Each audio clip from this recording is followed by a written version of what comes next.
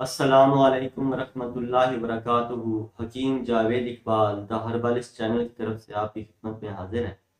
आज जिस मौजू के ऊपर हमने गुफ्तगू करनी है वो है डिप्रेशन, यानी जहनी तनाव। और ये मर्ज हमारे मुल्क के अंदर नहीं बल्कि ये पूरी दुनिया के अंदर इस मर्ज के मरीज पाए जाते हैं। और इस मर्ज को मामूली भी नहीं समझना चाहिए, बल्कि ये डिप्रेशन ऐसा है कि ऐसा मर्ज है कि लोग इसको बीमारी जानते भी नहीं है, डॉक्टर भी इसको बीमारी नहीं कहते। हालांकि ये एक बहुत बड़ी मर्ज है जो कि कई अमराज का पेश खाना भी बन सकती है। मसलन ब्रेन हेमरेज हो सकता है, ब्लड प्रेशर की वजह से कोई ना कोई ये नफसीर वगैरह शुरू हो सकती है, कोई ना कोई नस फट सकती है, दिल का अटैक हो सकता है, यानी अंदरूनी तौर पे कोई ऐसा पेचीदा मसला शुरू हो सकता है। यानी ये एक ऐसा मर्ज है जो कि हमें इसको मामूली नहीं समझना चाहिए, बल्कि इसका बर वक्त हमें इलाज करना चाहिए। तो जैसा कि मैंने आपको बताया कि ये मौजूदा हालात, यानी जिस तरह पाकिस्तान के अंदर हालात जा रहे हैं, तो इस हालात की वजह से लोग डिप्रेशन, ज़हनी तनाव का शिकार है। तो इसमें जो ज़्यादातर जो असबाब होते हैं, यानी जो इलामात होती हैं, उसमें ज़्यादातर सर का दर्द रहता है, या गर्दन के जो आसाब हैं, जो गर्दन के पट्टे हैं, वो खिंचाव में तने रहते हैं। यानी ये कनपट्टियाँ जो हैं, ये तकरीबन ये जो पल्स जो है ये उछलती रहती है, बार बार स्टेप इसके तेज हो जाते हैं। इस तरह अमूमी तौर पे ये जो कमर है ये खिंचाव की कैफियत इख्तियार कर जाती है, अमूमी तौर पर दर्द रहता है। ये जो शोल्डर है, बाजू हैं, इनमें अमूमी तौर पर दर्द रहता है। या ये जो पिंडली है, पिंडलियों में खिंचाव आ जाता है, तनाव आ जाता है, और यानी जैसे एक अकड़ी हुई चीज होती है, इस तरह का अकड़ाव उस मरीज के अंदर अमूमी तौर पर नुमाया तौर पर ये कैफियत पाई जाती है।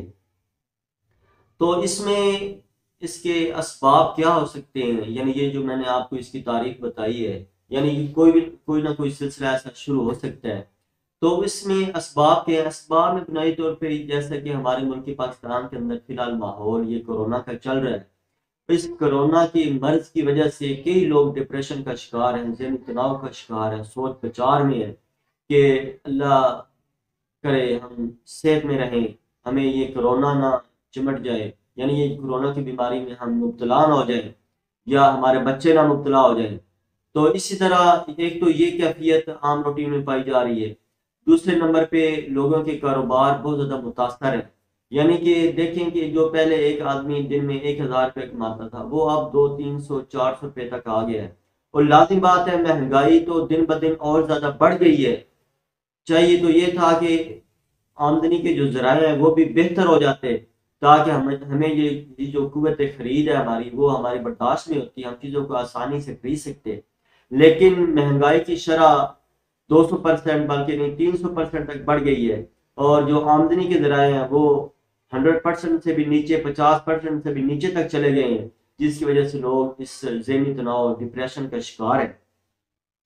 तो दूसरे नंबर पे इसमें ये है कि बाद दफा घरेलू परेशानियां होती हैं, यानी मियाँ बीवी के किसी मामले में आपस में हम आहंगी ना होना, उस वजह से खातून जो है, घर वाली जो है, वो अपनी जगह पे डिस्टर्ब है, परेशान है, और मियाँ जो शोहर हैं, जो हस्बैंड है, वो अपनी जगह पे परेशान है। यानी ये इस कैफियत में भी आदमी जब चला जाए तो वो भी डिप्रेशन का शिकार हो जाता है। तो बाद दफा कई अशखास की जो औलाद होती है, उस औलाद की वजह से, अपने बच्चों की वजह से वो परेशान होते हैं।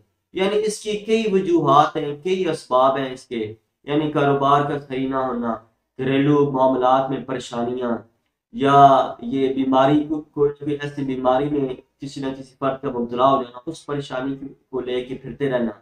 यानी ये मुख्तलिफ कैफियत होती हैं, मुख्तलिफ असबाब होते हैं। तो इसमें जैसे कि मैंने आपको शुरू में बताया है कि इसकी इलामात में कि सर दर्द अमूमी तौर पे ऐसे मरीज को रहता है, गर्दन में खिंचाव हो जाता है, कमर के अंदर दर्द रहती है, या जैसे वो रात को सोता है तो उसको नींद नहीं आती है, और अगर वो थोड़ी देर सो भी जाता है तो थोड़ी देर बाद उसकी आंख खुल जाती है, पिंडलियों के अंदर खिंचाव हो जाता है, या ये कह लें कि उसकी भूख अमूमी तौर पे खत्म हो जाती है, यानी वो कब्ज का शिकार रहना शुरू शुरू हो जाता है, क्योंकि उसको भूख लगती नहीं है। अगर वो थोड़ा सा खाना शुरू करता भी है तो 2-4 लुकमे के बाद उसको भूख उसकी खत्म हो जाती है, और इसी वजह से फिर उसको कब्ज का मर्ज भी लाहक हो जाता है। तो दूसरा, ये अमूमी तौर पे जो ऐसे मरीज होते हैं उनका जिस्म दिन ब दिन कमजोर होना शुरू हो जाता है, निढाल होना शुरू हो जाता है, थोड़ा सा भी चले तो दिल की धड़कन जो है वो तेज होना शुरू हो जाती है, बढ़ जाती है दिल की धड़कन, या उनको प्यास की ज्यादती शुरू हो जाती है। यानी ये इसकी मर्ज की इलामात है। और आज जो मैं आपको इसका इलाज बताने लगा हूँ, इसका जो इलाज मैं आज आपको बताने लगा वो भी इंतहाई आसान है, और गरीब से लेके अमीर तक इसको बआसानी ले सकता है।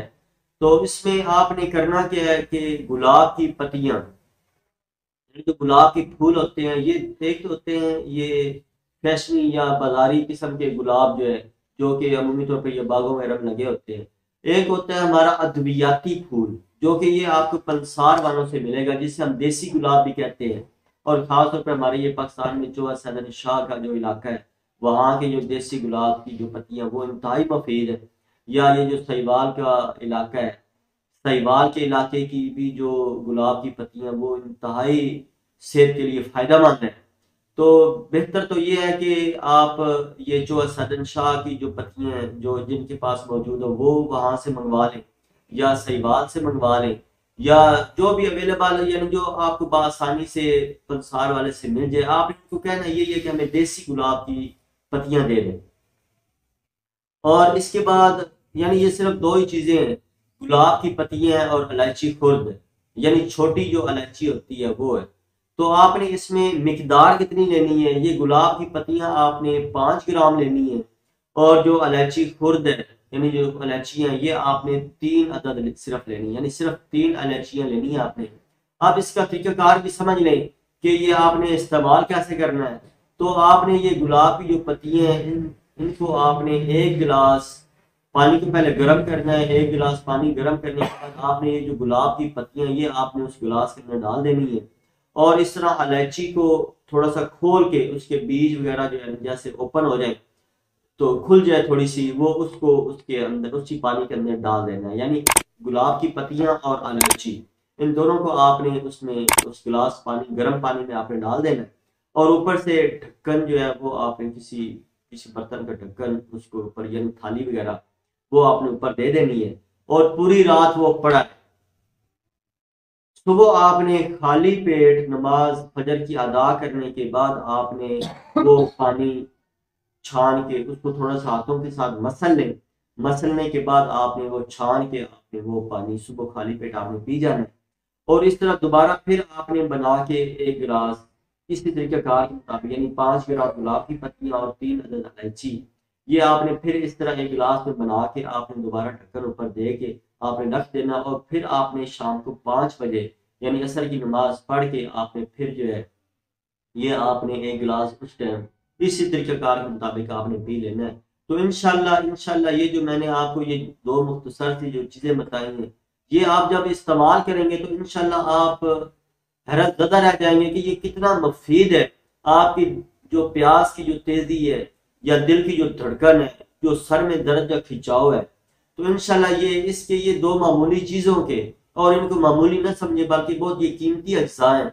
इनको अगर ये आप इस्तेमाल करेंगे तो इंशाल्लाह ये डिप्रेशन का जो मर्ज है, जो आपको ज़हनी तनाव का जो शिकार है, इंशाल्लाह इसमें आपको बहुत ज़्यादा रिलीफ मिलेगा। और बल्कि अगर ये आप लगातार कुछ दिन इस्तेमाल करते हैं, कम अज़ कम 15-20 दिन तो इसको आप लगातार इस्तेमाल करें, तो इंशाल्लाह आप इसके ये जो फ़वाइद हैं, जो इसको नताइज आपको मिलेंगे, आप खुद हैरान हो जाएंगे।